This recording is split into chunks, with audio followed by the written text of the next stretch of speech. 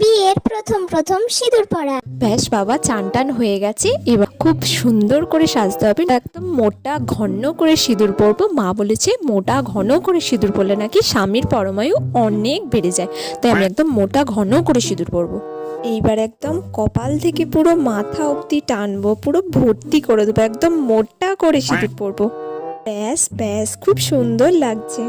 এবার একটু ভালো করে টিপটাও পরে নিই, আর একটু সিঁদুরটা নাকেও দিয়ে নিই, তাহলে স্বামীর পরমায়ু আরো বেশি বেড়ে যাবে।